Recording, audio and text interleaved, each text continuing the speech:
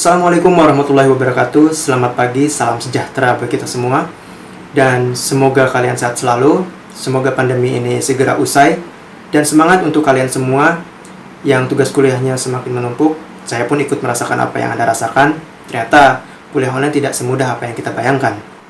Di sini saya Nuriana Ibnu Amin Ma'ruf dengan NPM 192122140 sebagai salah satu anggota dari kelompok 7 dengan rekan-rekan saya ada Tias Johar Manik, Iva Sumaya, Agnia Rahma, Ulman Wafi, dan Mafaris. Kami kelompok 7 akan mempresentasikan sebuah materi dengan judul Karakteristik Anak Berkebutuhan Khusus dan Gangguan Perkembangannya. Untuk pendahuluan, di kehidupan masyarakat sehari-hari, istilah anak luar biasa masih disalah tafsirkan, yakni ditafsirkan dengan anak yang memiliki kemampuan unggul atau prestasi yang luar biasa. Padahal, istilah ini juga mengacu pada anak yang berkebutuhan khusus yang memiliki kelainan atau ketunaan, baik dari satu jenis kelainan ataupun lebih dari satu jenis kelainan. Menurut Slamet Suyanto tahun 2005, seorang ahli konsep dasar pendidikan anak usia dini, beliau mengatakan bahwasanya anak berkebutuhan khusus atau ABK, bukan anak bokapang, adalah anak yang secara signifikan bermakna anak yang memiliki kelainan atau penyimpangan secara fisik, mental, intelektual, maupun emosional dalam pertumbuhannya atau perkembangannya yang berbeda dengan anak-anak seusianya, sehingga mereka membutuhkan pelayanan pendidikan yang berbeda atau khusus untuk membantu perkembangan atau pertumbuhan mereka. Untuk pembahasan lebih lanjut akan dipresentasikan oleh rekan saya Tias Johar Manik. Kepadanya dipersilahkan. Baik, saya Tias Johar Manik, NPM 1921222143. Di sini saya akan menjelaskan tentang pengertian anak berkebutuhan khusus menurut para ahli.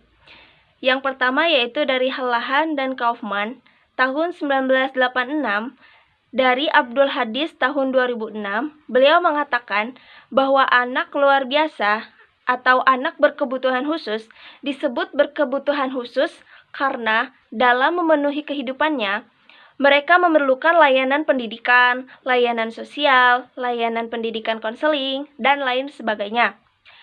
Lalu yang kedua, dari Haji Sudarjo, beliau mengatakan bahwa anak berkebutuhan khusus dalam pendidikannya, mereka memerlukan layanan yang lebih spesifik berbeda dengan anak-anak pada umumnya. Dan anak berkebutuhan khusus ini memiliki kekurangan maupun kelebihan pada diri mereka masing-masing. Dan anak berkebutuhan khusus ini terbagi dalam dua kategori. Yang pertama yaitu bersifat permanen.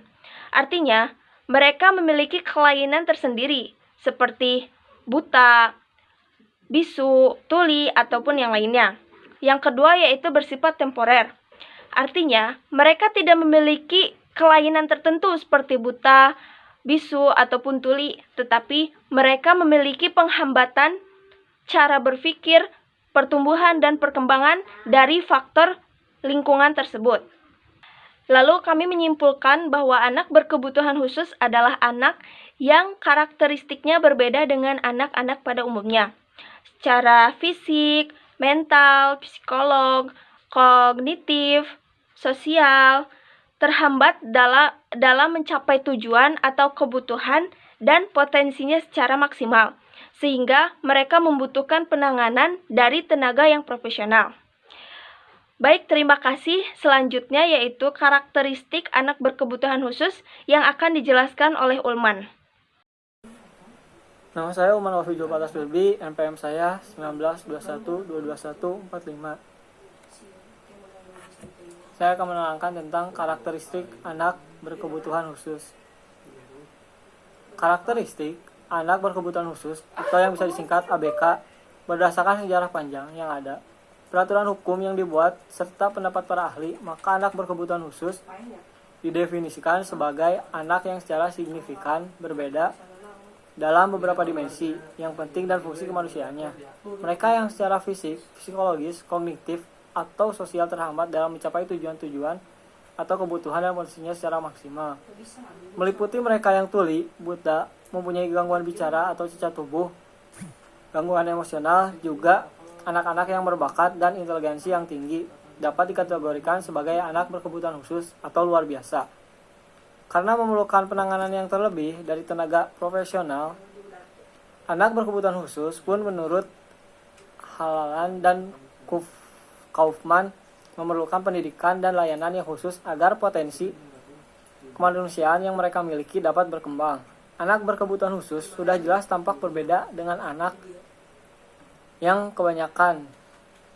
Semisalnya adanya keterbelakangan mental, ketidakmampuan belajar, atau gangguan atensi, gangguan emosi atau perilaku, hambatan fisik, hambatan berkomunikasi, autisme, hambatan pendengaran, hambatan penglihatan, atau keterbakatan dan kecerdasan istimewa.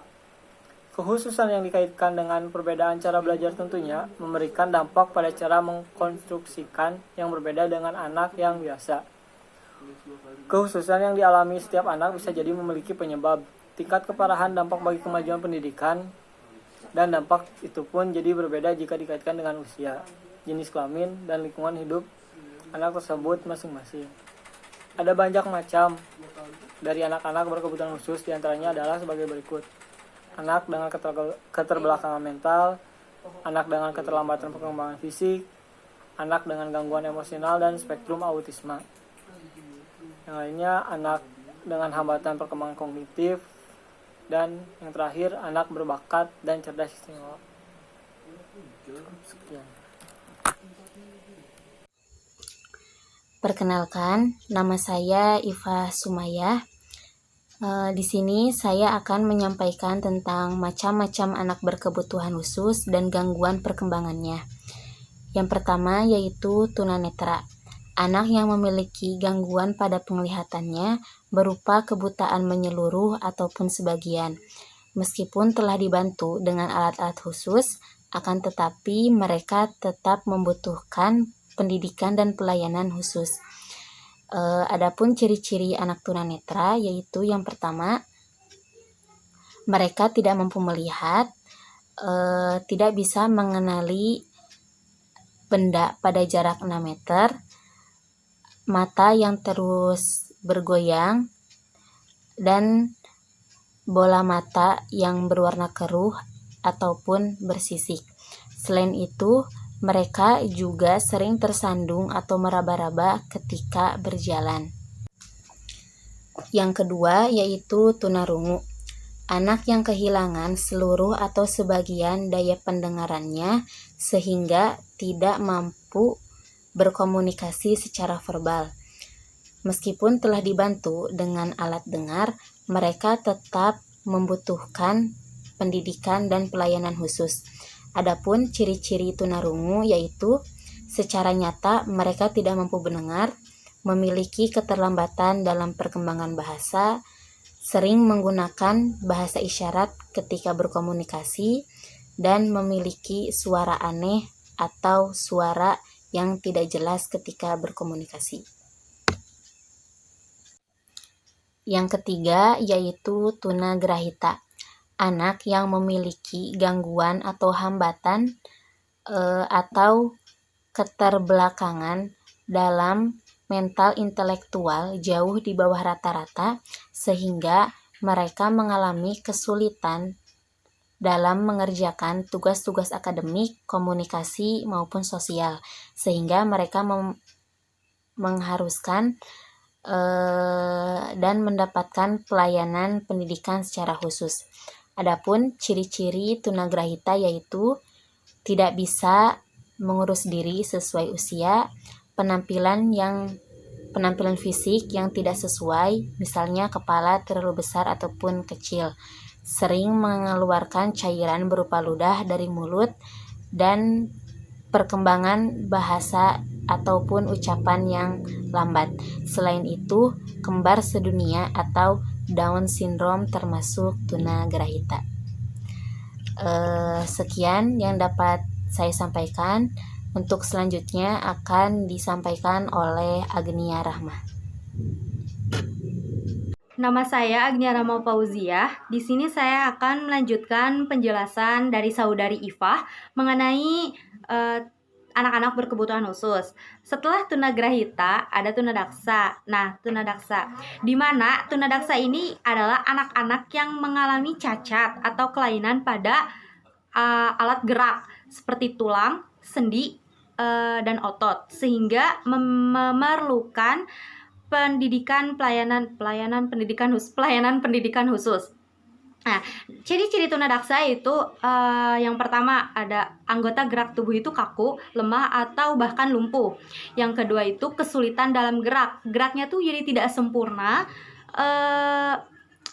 tidak terkendali gitu. Kemudian yang ketiga ada bagian anggota gerak yang tidak lengkap, atau bahkan ada anggota gerak yang lebih kecil dari biasanya. Yang keempat terdapat cacat pada alat gerak. Yang kelima, jari tangan kaku dan tidak dapat menggenggam. Yang keenam, kesulitan pada saat berdiri, berjalan, bahkan duduk. Kemudian menunjukkan sikap tubuh tidak normal. Yang terakhir ada hiperaktif atau tidak tenang. Anak berkebutuhan khusus selanjutnya yaitu ada anak yang lamban belajar, di mana anak yang lamban belajar ini atau slow learner adalah anak yang memiliki potensi intelektual sedikit di bawah yang normal, tetapi belum termasuk tunagrahita, jadi sedikit. Anak-anak yang lamban belajar ini biasanya memiliki IQ 70-90. Biasanya dalam hal mengalami hambatan atau keterlambatan berpikir, merespon rangsangan dan adaptasi sosial, tetapi masih jauh lebih baik dibanding dengan tunagrahita.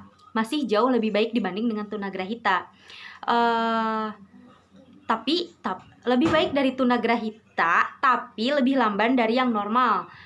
Mereka butuh waktu yang lebih lama dan membutuhkan penjelasan berulang-ulang untuk menyelesaikan tugas-tugas akademik maupun non-akademik. Dan karenanya mereka memerlukan pelayanan pendidikan khusus. Ciri-ciri dari anak yang lamban belajar yaitu yang pertama, rata-rata prestasinya tuh selalu rendah. Jika dikalkulasikan dalam nilai itu kurang dari 6. Kemudian yang kedua, ada dalam penyelesaian tugas-tugas akademik sering terlambat dibandingkan teman seusianya yang lain. Yang ketiga, ada daya tangkap terhadap pelajaran itu terlambat. Dan yang terakhir ada pernah tidak naik kelas. Anak berkebutuhan khusus yang selanjutnya yaitu anak berkesulitan belajar, di mana anak yang mengalami kesulitan belajar adalah anak yang secara nyata mengalami kesulitan dalam tugas-tugas akademik yang khusus, terutama dalam kemampuan calistung atau membaca, menulis dan berhitung, atau anak dalam kesulitan pada mata pelajaran tertentu yang diduga karena disebabkan faktor disfungsi neurologis dan bukan disebabkan faktor intelijensi yang sehingga anak tersebut memerlukan pelayanan pendidikan khusus. Ciri-ciri dari anak dalam kesulitan belajar itu dapat dikelompokkan menjadi yang pertama, kesulitan belajar membaca atau disleksia. Yang kedua, kesulitan belajar menulis atau disgrafia. Yang ketiga, kesulitan belajar berhitung atau diskalkulia. Dan yang terakhir, sedang pada mata pelajaran lain mereka tidak mengalami kesulitan yang berarti. Nah, ciri anak yang berkesulitan belajar membaca atau disleksia yaitu perkembangan kemampuan membaca terlambat, kemampuan memahami isi bacaan rendah, dan yang terakhir jika membaca sering terdapat kesalahan. Kemudian ciri anak yang mengalami kesulitan belajar menulis atau disgrafia yaitu yang pertama, jika menyalin tulisan sering terlambat. Yang kedua, sering salah menulis huruf B dengan P dengan Q, V dengan U, 2 dengan 5, 6 dengan 9, dan sebagainya. Tulisan yang mirip-mirip deh pokoknya. Yang ketiga itu hasil tulisannya jelek dan tidak terbaca. Yang keempat, tulisannya banyak salah, terbalik, atau ada huruf yang hilang. Yang selanjutnya, sulit menulis dengan lurus pada kertas tidak bergaris. ciri anak yang mengalami kesulitan belajar berhitung atau diskalkulasia, yaitu sulit membedakan tanda-tanda kabatakur kali, bagi, kurang, atau jumlah tambah, kurang lebih, atau lebih dari, dan sama dengan. Yang kedua itu sulit mengoperasikan hitungan atau bilangan. Yang ketiga sering salah membilang dengan urut. Yang keempat sering salah membedakan angka 9 dengan 6, 17 dengan 71, 2 dengan 5, dan sebagainya. Yang terakhir yaitu sulit membedakan bangun-bangun geometri. Nah, anak berkebutuhan khusus yang selanjutnya yaitu anak cerdas istimewa dan bakat istimewa. Anak berbakat atau anak yang memiliki kemampuan dan kecerdasan luar biasa adalah anak yang memiliki potensi kecerdasan atau intelijensi, kreativitas, dan tanggung jawab terhadap tugas di atas anak-anak seusianya, sehingga untuk mewujudkan potensinya menjadi prestasi nyata memerlukan pelayanan pendidikan khusus. Anak berbakat juga sering disebut sebagai gift and talent. Ciri-ciri dari anak berbakat yaitu bisa membaca pada usia lebih dini, membaca lebih cepat dan benar, memiliki pemendaraan kata yang luas, mempunyai rasa ingin tahu yang kuat, memiliki minat yang luas, tanggap terhadap permasalahan orang dewasa, mempunyai inisiatif dan dapat bekerja sendiri, menunjukkan keaslian dalam ungkapan verbal, memberi jawaban-jawaban yang baik, banyak memberikan gagasan, luas dalam berpikir, terbuka terhadap rangsangan dari lingkungan, cepat menangkap hubungan sebab akibat, dan berperilaku terarah pada tujuan. Jadi ada 7 macam-macam anak yang berkebutuhan khusus. Kemudian kesimpulan akan disampaikan oleh Saudara Faris. Terima kasih. Baik, di sini saya akan menyimpulkan penjelasan teman-teman saya tentang karakteristik anak berkebutuhan khusus serta gangguan perkembangannya. Di sini kami menyimpulkan bahwa karakteristik anak berkebutuhan khusus sangat berkaitan dengan perkembangan fungsional. Karakteristik spesifik tersebut meliputi tingkat perkembangan sensori motor, kognitif, kemampuan berbahasa, keterampilan diri, konsep diri, berinteraksi sosial, dan kreativitasnya. Untuk mengetahui karakteristik dari setiap siswa, maka guru dituntut untuk melakukan screening atau assessment agar mengetahui secara jelas kemampuan dan bakat dari setiap peserta didik. Tujuannya agar saat memprogramkan pembelajaran, guru telah mengetahui konsep apa yang sangat cocok untuk diberikan kepada peserta didik tersebut. Lalu assessment di sini artinya guru mengetahui secara jelas kemampuan dan kelemahan dari para siswa tersebut dalam segi kognitif, sosial, serta pengamatan yang sensitif. Adanya perbedaan karakteristik anak berkebutuhan khusus akan memerlukan kemampuan khusus guru.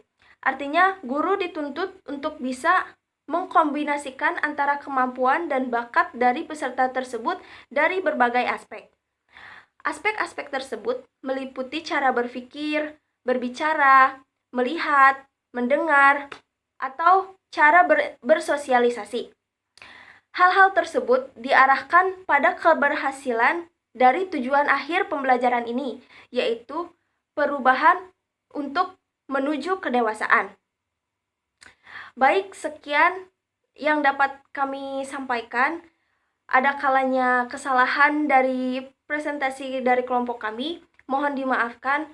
Billahi taufiq wal hidayah. Wassalamualaikum warahmatullahi wabarakatuh. I got broads in Atlanta, just took me in the family, credit cards and the scammers, getting no licks in the bank, legacies.